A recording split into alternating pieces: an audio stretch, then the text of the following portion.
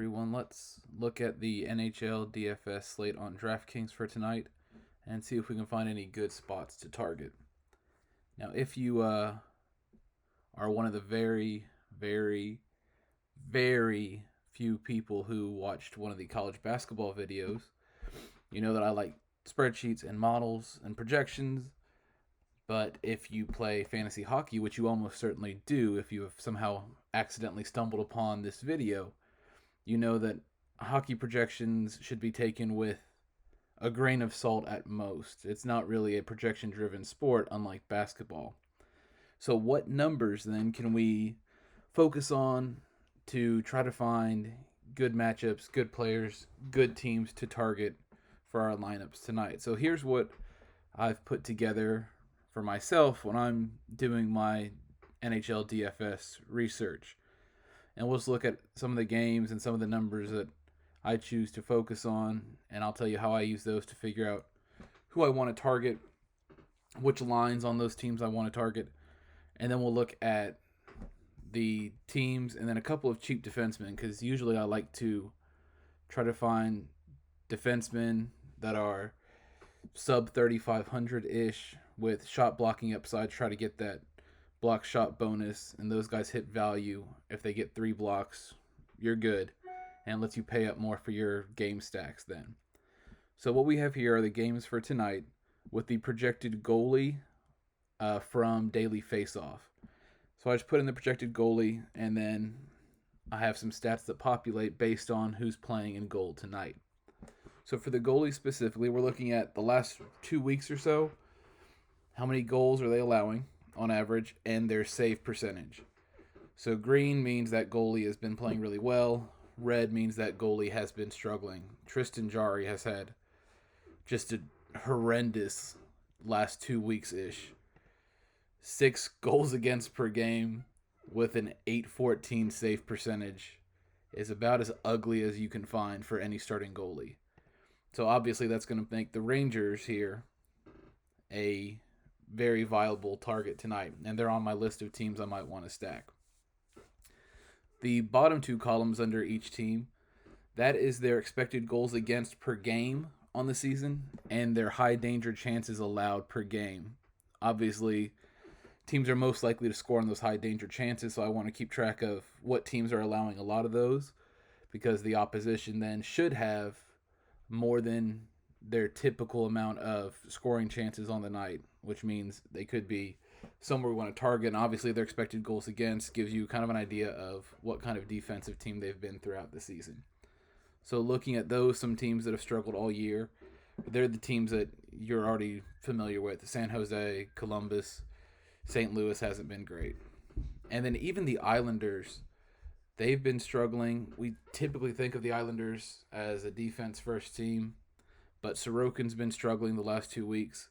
Their team has been pretty sieve-like over the season. So Philly 1 is actually going to be a team that I look to stack also. So going to my targets for team stacks today. Philly 1 and Rangers 1 because of their matchup. So we've got Philly going against those Islanders, Rangers going against Tristan Jarry's horrible last 2 weeks. And the reason I'm targeting line 1 is because the Rangers and the Flyers are at home. So if they're a road team, I like to look at the second line first. If they're the home team, I like to look at their top line first. So with Philly and the Rangers being at home, I'm looking at both of their top lines tonight, and that's why they end up 1-2. And as far as stacks, I'm looking to target. Then when I was going through it, I also liked Seattle 2, Edmonton 2, and actually the Islanders' second line going against Urson and Philly.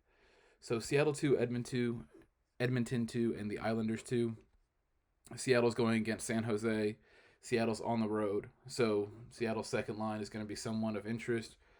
San Jose has just been god-awful pretty much the entire season. Anyone going against San Jose is always in play. So Seattle 2 is someone I'm looking at. Edmonton 2 going against St. Louis has not been much better than San Jose. So on the year, San Jose is at about 3.7 goals against per game, or expected goals against per game. And St. Louis is about 3.4, with 13.5 high danger chances compared to almost 14.5 for San Jose. So Edmonton, too, is somewhere that we can look to target, especially if they split up Draisaitl and McDavid. If Draisaitl's on line 2, which we'll look at in a second, then Draisaitl could be a really nice target tonight. And the final team was, the Islanders. Islanders, too. Urson has had a really tough time since he's kind of been thrust into a more prominent role with Carter Hart being done for a while.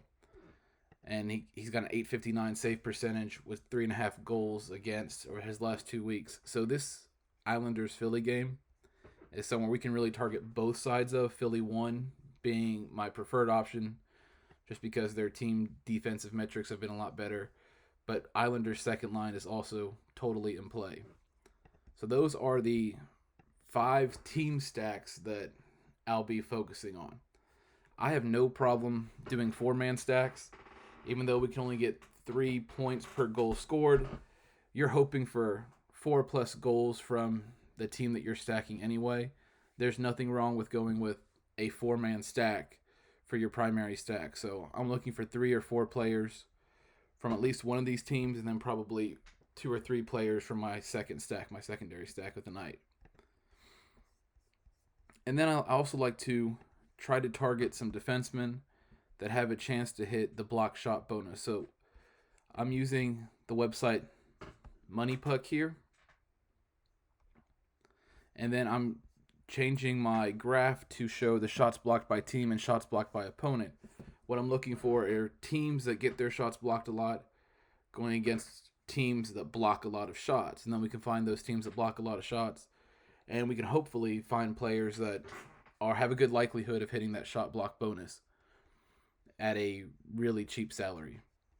So we know that Florida's playing tonight. They get their shot blocked a lot. And we have Philly, San Jose, the Islanders all playing tonight, and they block a lot of shots. Seattle's also playing tonight. So are Colorado. I think that's Colorado behind the Kraken logo there.